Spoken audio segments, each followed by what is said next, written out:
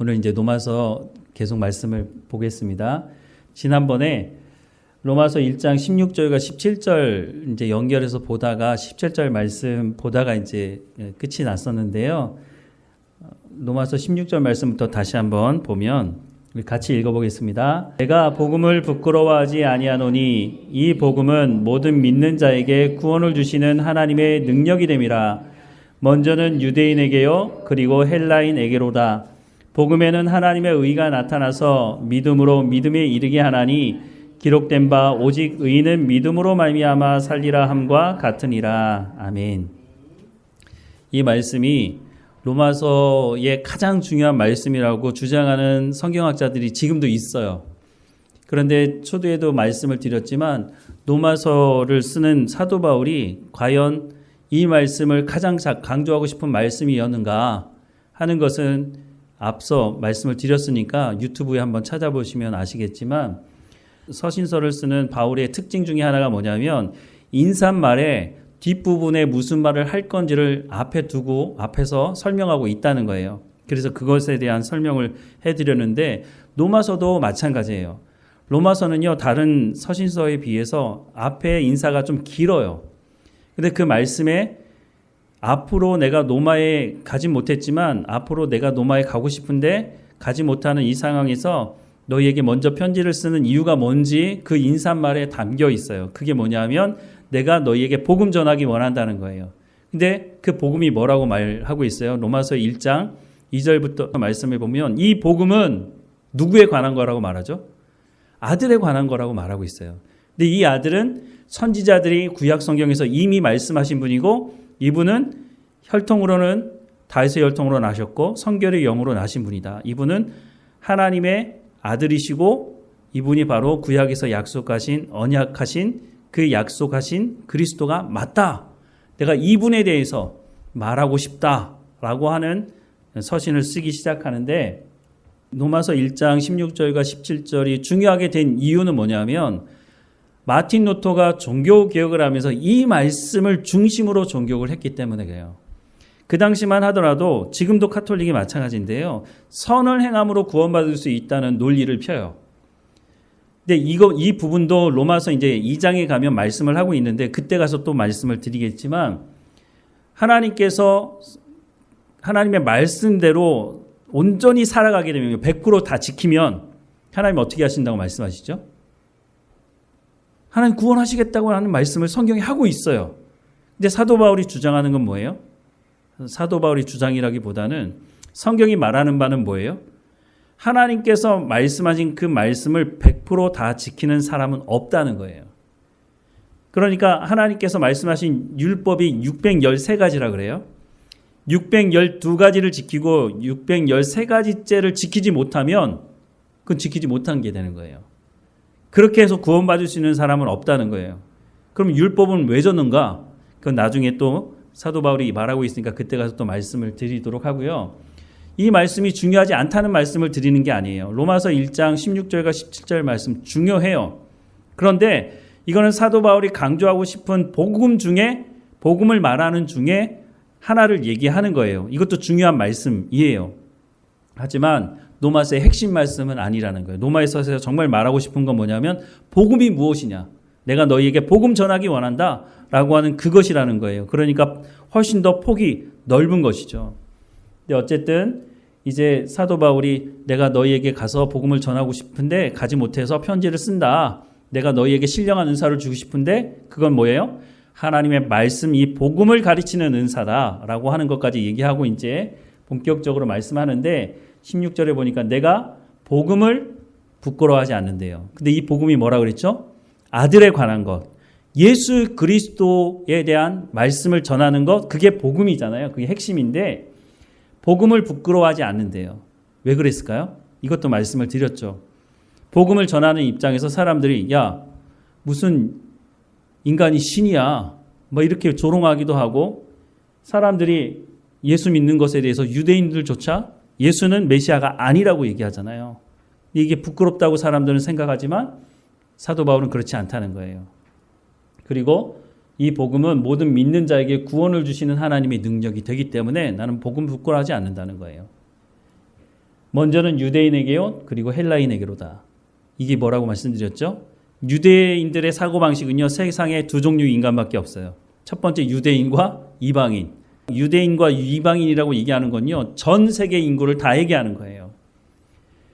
자, 17절에 보니까 복음에는 하나님의 의가 나타나서 믿음으로 믿음에 이르게 하나니 기록된 바 오직 의인은 믿음으로 말미암아 살리라 함과 같으니라. 이게 이제 무슨 말인지 상당히 이제 어려운 부분이긴 한데요. 복음에는 하나님의 의가 나타났다고 분명히 말씀하고 있거든요. 그런데 이 말씀을 가지고 무엇을 주장하느냐 하면 이신칭의를 주장해요. 예수 그리스도를 믿음으로 말미암아 구원받고 의롭다 칭함을 받아서 구원받을 수 있다는 거예요. 그 말 자체는 틀린 게 아니죠. 그런데 이 말씀을 가지고 이신칭의를 주장하기에는 뭔가 좀 말이 맞지가 않아요. 이 말씀 어디에도 예수님을 믿어서 의롭다 칭함받는다는 말이 없기 때문에 그래요. 이거는 이신칭의가 아니고요. 이신의현이라고 말하는 게 맞아요. 믿음으로써 하나님의 의가 나타났다라고 하는 말이 맞죠. 제 말인가요? 성경에 기록된 말씀 그대로 복음에는 하나님의 의가 나타났다고 말하잖아요. 그러니까 이걸 이신의현이라고 말하는 게 맞아 보여요. 그러면 성경에서 말하는 의는 뭐냐? 하나님의 의가 나타났다고 얘기하는데 도대체 의가 뭐냐는 거죠. 성경에서 의는 뭐라고 얘기하느냐면 하나님의 말씀을 듣고 순종함으로 그 약속의 말씀이 이루어지는 것을 말하는 것이에요. 그러니까 우리를 의롭다 칭했다고 하는 것은 우리가 예수님을 믿고 의롭다 칭함만 받았다고 하는 것은요. 이제는 우리가 하나님의 말씀을 듣고 순종하는 사람이 되어야 한다고 하는 것을 말씀하시는 거예요. 근데 그것은 노력해서 되는 문제가 아니고요. 하나님께서 이미 우리를 소금으로 빛으로 삼아주셨기 때문에 이제는 하나님의 말씀을 듣고 순종하는 삶을 살기만 하면 된다는 거예요. 그렇게 살면 의롭게 된다는 게 아니라 너희가 그렇게 되었기 때문에 그에 합당한 삶을 살라는 거죠. 우리가 사람인데 원숭이같이 살아가면 그건 사람다운 삶이 아니라고 말하죠. 우리가 사람이기 때문에 사람다운 삶을 살아가는 건 너무 당연한 거잖아요. 그런 것처럼 우리가 예수님을 믿고 하나님의 자녀가 되었기 때문에 의롭게 되었기 때문에 이제는 하나님의 말씀을 듣고 순종하는 삶을 살아가면 된다는 거예요. 그게 의라는 거예요. 이걸 하나님의 입장에서 보면 하나님께서 약속하신 말씀을 하나님께서 이루시는 것도 의라고 말씀할 수 있는 거죠. 그러니까 하나님의 복음에는 하나님의 의가 나타났다. 이 말이 무슨 말이에요?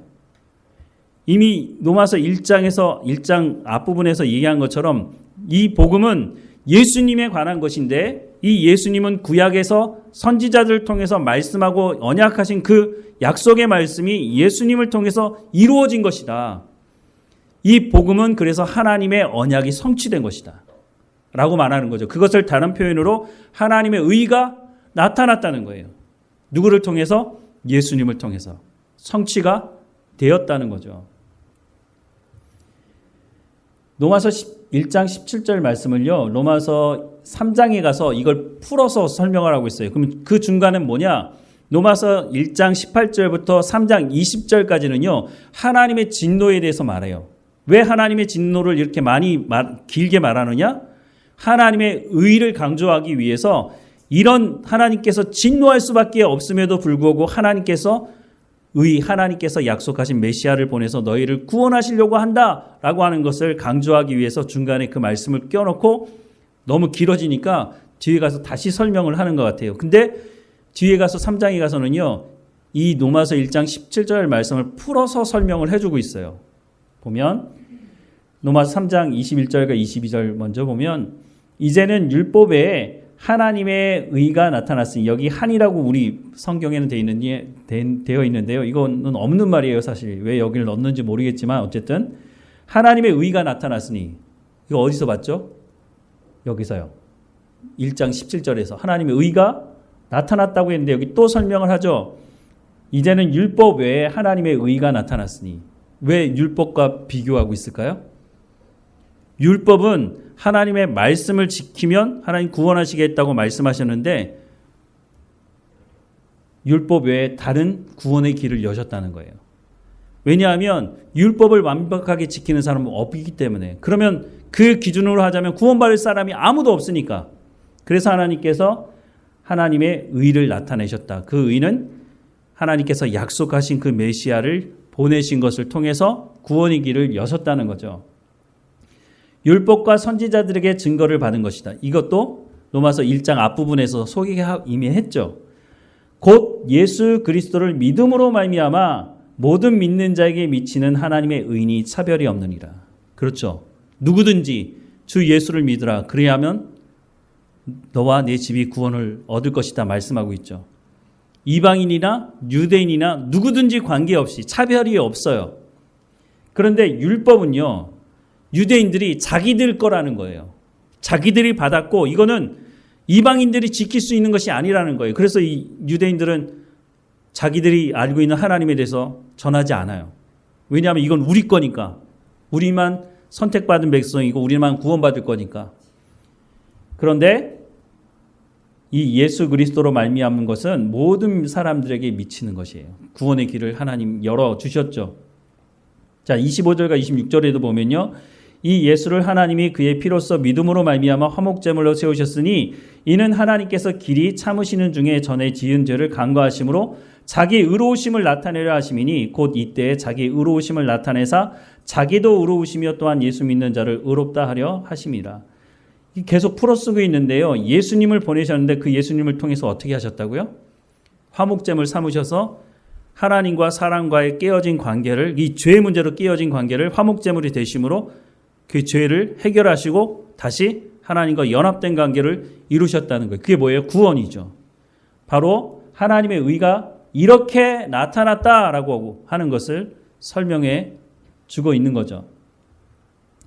자, 아까도 말씀을 드린 건데요. 하나님의 의는 언약을 하나님께서 성취하신 것이고 그 언약의 성취는 예수님을 화목제물 삼으심으로 성취하셨는데 여기서 화목제물이라는 말을 힐라스테리온이라고 하는 헬라어를 쓰고 있는데 이 힐라스테리온이라는 이 말이 구약에 보면 이건 헬라어지만 히브리어로 보면 속죄서 씌운 자라는 말이에요. 속죄서 뭐예요? 죄를 속하는 장소. 씌운 소는 뭐냐면 베풀 시에 은혜 은자를 써서 하나님의 은혜가 베풀어진다는 거예요. 하나님의 은혜가 베풀어지는 그곳에서 뭐가 일어나요? 죄 사함이 이루어진다는 거예요. 그것을 가져다가 로마서를 쓰는 사도 바울은 그걸 화목제물이라고 쓰고 있어요. 그러니까 하나님이 언약을 어떻게 성취하셨느냐? 예수 그리스도를 십자가의 화목제물로 내어주심으로 인간의 죄의 문제를 해결하시고 그래서 하나님의 부름받은 사람들이 하나님과 관계를 맺을 수 있도록 하셨다는 거예요.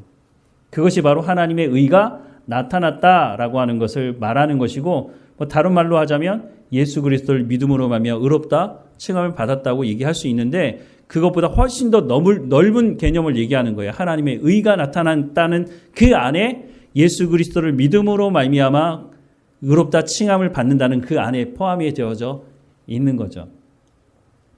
자, 이제 요게 좀 어려운 부분인데요. 믿음으로 믿음에 이르게 하나니.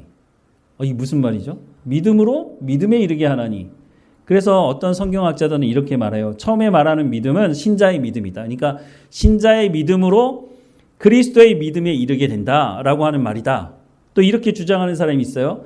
그리스도의 믿음으로 신자의 믿음에 이르게 한다. 그 말이 그 말 같은데 사실 앞뒤 순서에 따라서 의미가 크게 다르죠.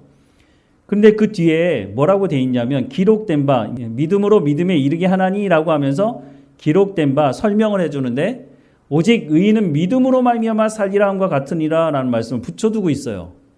이게 도대체 무슨 말일까요? 이게 신자의 여기서 말하는 의인은 믿음으로 말미암아 여기 믿음으로 또 나오는데 그러면 여기서 말하는 의인은 신자를 말하는 건가? 그리스도를 말하는 건가? 설명을 안 해주니까 모르겠죠. 자, 오직 의인은 믿음으로 말미암아 살리라 함과 같으니라는 이 말씀은요. 하박국서 2장 4절 말씀을 인용한 거예요. 그런데 하박국서 2장 4절을 보면은요. 의인은 그의 믿음으로 말미암아 살리라라고 되어 있는데 히브리어 원어 성경을 보면요. 여기에 소유격이 붙어 있어요. 그의. 근데 여기 보면요. 영어 성경으로 보면 his 라고 돼 있어요. 이거는 무엇을 얘기하느냐면 사람을 의미해요. 그러니까 의인은 그의 믿음으로, 의인은 사람을 의미하는 거죠. 하나님을 믿는 사람들. 그 사람들의 믿음으로 말미암아 살리라라고 되어 있는데 이 히브리어 성경을 신약 시대, 예수님 시대에는요, 사람들이 헬라어를 사용했어요. 왜냐하면 헬라가 전체 전 유럽을 거의 통일을 했죠. 그리고 이제 로마로 넘어가지만 그럼에도 불구하고 헬라어를 많이 썼기 때문에 그 당시에 살았던 유대인들이요, 히브리어를 잘 몰라요. 자기 모국어를 잘 몰라. 그러니까 어떻게 하냐면 성경을 번역을 해야 되겠다 생각해서 성경을 사람들이 읽어야 되니까 그래서 히브리어 성경을 헬라어 성경으로 번역을 했는데 그 성경이 72역 성경이라 그래요. 70명이 넘는 성경학자들이 모여서 히브리어 성경을 헬라어로 성경으로 번역을 했는데 그 72년 성경에는요. 이 하박국 2장 4절 말씀을 의인은 그의 믿음으로 말미암아 살리라 하는 이 말씀을 여기서 히스라고 되어 있는 것을 마이로 바꿨어요. 그 당시에 예수님 당시에 사람들이 성경을 봤던 사람들은 의인은 그의 믿음으로 말미암아 살리라고 할 때 의인은 하나님의 믿음으로 살리라 함과 같으니라라고 했다는 거예요. 그러면 사도 바울이 이걸 모를 리가 없죠. 히브리어 성경이든지 헬라어 성경이든지 너무너무 잘 알고 있을 텐데 이 말씀을 인용하는 로마서 말씀에는 소유격을 뺐다는 거예요. 사도 바울이 이걸 몰라서 아이고 깜빡하고 못 썼네. 그렇지 않았다는 거죠.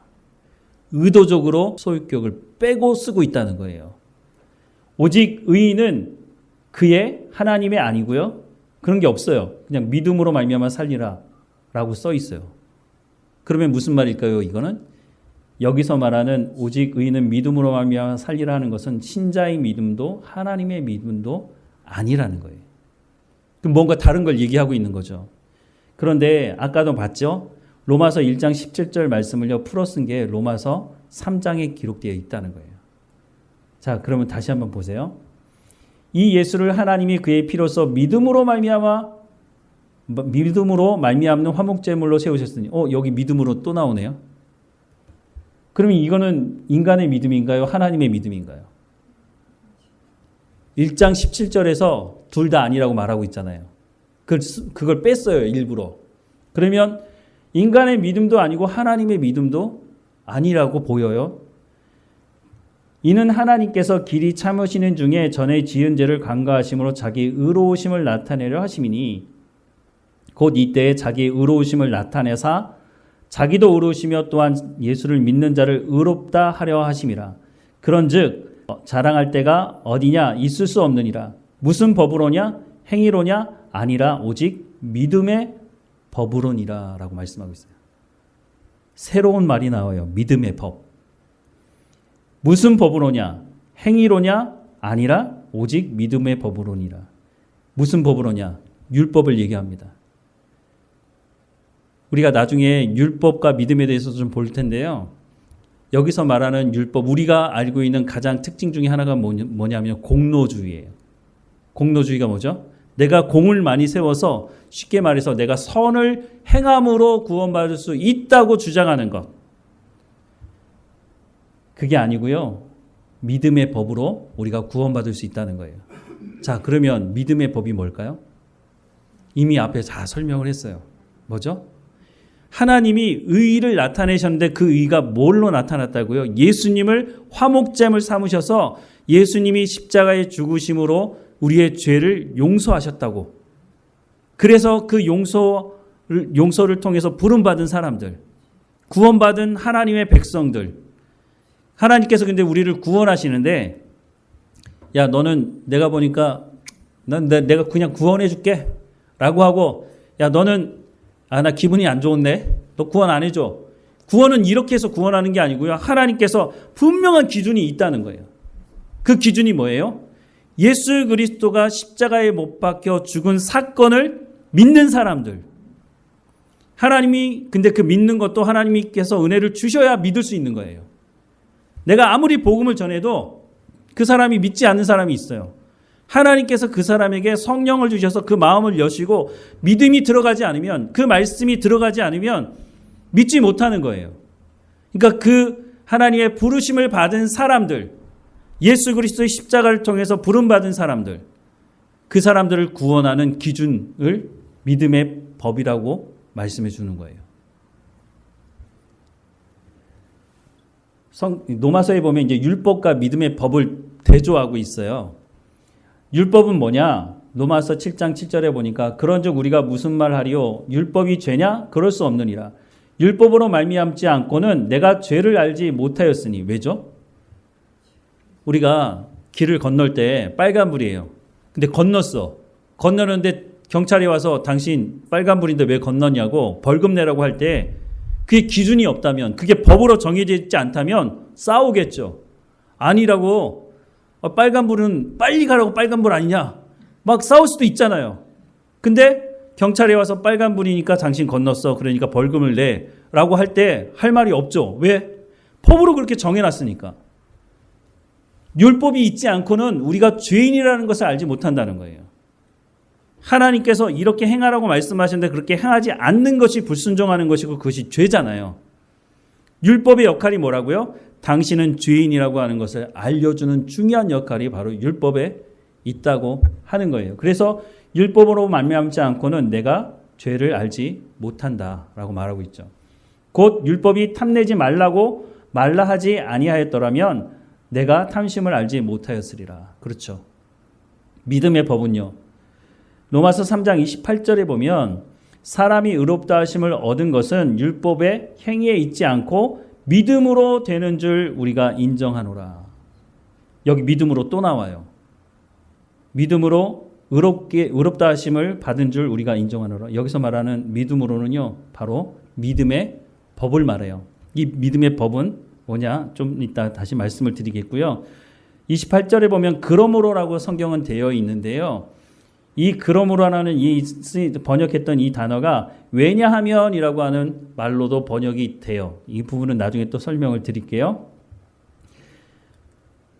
자, 그래서 믿음의 법은 뭐냐? 생명을 살리는 법, 원리라고 설명을 하는데요.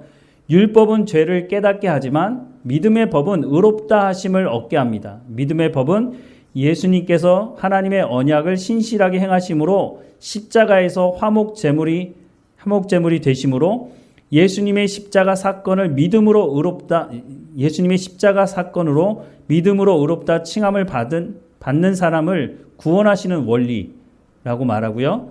믿음의 법은 메시아를 보내시겠다고 하는 하나님의 언약의 성취로 이루어지는 것이므로 하나님의 언약을 믿었던 구약의 사람들, 예수님 이후의 사람들 모두에게 구원의 열쇠가 되는 것이라고 말할 수 있는 거죠. 조금 어려울 수도 있는데 다시 보면 복음에는 하나님의 의가 나타나서 믿음에 이르게 하나니 기록된 바 오직 의인은 믿음으로 말미암아 살리라 함과 같으니라는 이 말은 앞에 믿음으로는 믿음의 법으로 예수님의 십자가 사건으로 믿는 자가 의롭게 되는 원리, 이 예수 그리스도를 믿음으로 십자가 사건을 통해서 십자가에서 죽으신 예수님의 그 화목제물 되심으로 내 죄를 용서함 받았다고 하는 것, 그게 기준이라는 거예요. 그것을 믿는 사람들, 부름받아서 믿는 사람들, 그 기준, 믿음의 법으로 믿음에 이르게 하나니, 이게 뭐예요? 구원은 전적인 하나님의 은혜로 이루어진 것이고, 구원은 하나님께서 계획하시고 예수님께서 실행하시고 성령님께서 인치시고 지속하게 하시는 것. 사도 바울은 인간의 행함으로 구원을 받는 것은 불가능하다고 말을 하고 있어요. 그러니까 하나님이 세우신 예수 그리스도를 십자가에 죽으신 그것을 믿는 기준을 세워두는 거죠. 그래서 그것을 믿는 사람들은 믿음에 이르게 한다. 뭐죠? 구원에 이르게 한다는 거예요. 그래서 하나님의 의가 나타났다는 것을 사실 이걸로 설명하는 것 같아요. 하나님의 의가 나타나서 그게 뭐냐? 믿음으로 믿음에 이르게 하는 것인데 이건 뭐냐면 예수 그리스도가 십자가에 죽으심으로 우리의 죄를 용서하신 그 사건을 통해 부름받은 사람들, 믿는 사람들, 그 믿는 사람들을 구원에 이르게 하는 것이다. 그래서 오직 의인은 믿음으로 말미암아 살리라 함과 같으니라고 하는 것은 여기서 말하는 의인은 예수 믿는 사람을 의미하는 것이겠죠. 이런 사람들은 믿음으로, 어떤 기준으로? 믿음의 법, 예수 그리스도의 십자가 사건으로 부름받은 그 사람들을 말하는 거죠. 그 사람들을 살리시겠다라고 하는 것이죠. 이거는 내가 선을 행함으로 구원받을 수 있는 것이 아니라고 하는 것을 기본으로 말씀해 주고 있는 거죠. 자, 우리가 이제 16절, 17절을 봤는데 16절, 17절이 끝나고 나서 18절에는요. 17절에는 하나님의 의가 나타나서라고 설명하고 있는데 갑자기 18절에 하나님의 진노가 나타나는 것에 대해서 설명을 하고 있어요. 이제 문장이 바뀌는 거죠. 여기서부터 3장 20절까지 하나님의 진노에 대해서 말씀을 하고 있습니다. 하나님의 진노에 대해서 어떻게 설명을 하느냐면 1장 18절에서 23절은 하나님의 진노가 나타난다. 그리고 1장 24절에서 2장 16절에 보면 하나님의 진노의 방식에 대해서 얘기하는데 하나님이 그러면 진노가 어떤 방식으로 나타나느냐. 첫 번째는 유기, 버려둠으로. 두 번째는 하나님의 최종 심판으로 하나님의 진노가 나타난다라고 설명을 합니다. 자, 여기까지. 이 넘어가면 또 이제 하나님의 진노에 대해서 쭉 설명을 해야 되니까 여러분 집에 가셔서 또 숙제를 내줘야지. 다른 숙제는 아니고요. 로마서를 읽어보세요. 오늘 들었던 말씀을 다시 한번 기억해 보면서 한번 하나하나 한번 다시 한번 읽어보시고 그러면 로마서가 더 쉽게 이렇게 좀 받아들여지지 않을까 하는 생각을 합니다. 오늘 오늘 말씀드린 게 사실 쉬운 게 아니에요.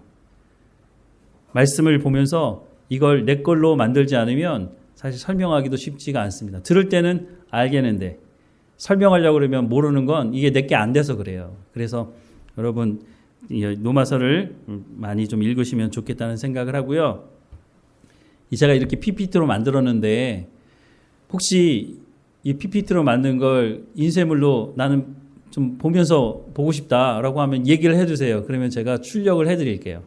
근데 이게 제가 이렇게 찍은 거를 음성하고 이 PPT로 올린 거하고 다시 제가 이렇게 편집을 해가지고 유튜브에 다시 올려놓긴 하거든요. 그래서 그냥 그걸 보시려면 그냥 보시고 아니면 나 좀 자료로 좀 보고 싶다 그러면 여러분 말씀을 해주시면 제가 프린트를 해서 준비해서 드리도록 하겠습니다. 근데 말씀 안 하시면 안 드릴 거니까. 왜냐하면 이거 드리면 안 보신 분들은 다 나눠드리면 나 이거 보지도 않는데 주셔가지고 이제 가다가 이면지를 쓰지도 않고 그냥 버리는 경우가 되거든요. 그래서 필요하신 분들은 말씀해 주시면 제가 드리도록 하겠습니다. 우리 잠깐 기도하겠습니다. 사랑하는 하나님, 우리를 예수 그리스도를 통해서 구원하신 것이 그냥 어쩌다 우연히 일어나는 일이 아니라 하나님께서 이미 아담과 하와가 타락할 때부터 계획하셨고 많은 선지자들을 통해서 예언하셨고 그 약속의 말씀이 예수 그리스도를 통해 성취되는 모든 과정 속에서도 그냥 우연히 이루어지는 것이 아니라 하나님께서 철저하게 계획하시고 하나님께서 이 땅에 오셔서 인간의 손에 의해서 죽임당하는 그 모든 과정을 통해서 하나님이 우리를 얼마나 사랑하시는지를 드러내시고 또한 그 이후에 믿음의 사람들을 통해서 그것이 무엇인지를 기록한 성경을 통해서 우리가 하나님이 누구이신지 예수님이 어떤 일을 행하시고 어떤 분이신지를 또한 성령께서 오늘 이 시대에 우리 가운데 어떻게 행하시는지를 알게 하시니 감사하고 우리가 성경을 통해서 하나님이 누구이신지를 제대로 깨닫고 복음에 대해서 제대로 알고 로마서를 통해서 우리 가운데 말씀하시는 말씀이 무엇인지를 제대로 알고 우리가 제대로 된 삶을 살아갈 수 있도록 은혜를 허락해 주옵소서. 사탄이 우리를 속일 때 그것이 아니라고 성경은 이렇게 말하고 있다고 말하며 대적하며 우리가 온전한 믿음의 삶을 살아갈 수 있도록 은혜를 허락해 주옵소서. 다시 한번 간절히 소망하니 우리 가운데 성령의 충만함으로 하나님의 말씀을 깨달아 알 수 있도록 은혜를 허락해 주옵소서. 늘 우리와 함께 하시는 하나님께 감사하고 예수 그리스도의 이름으로 기도드립니다. 아멘.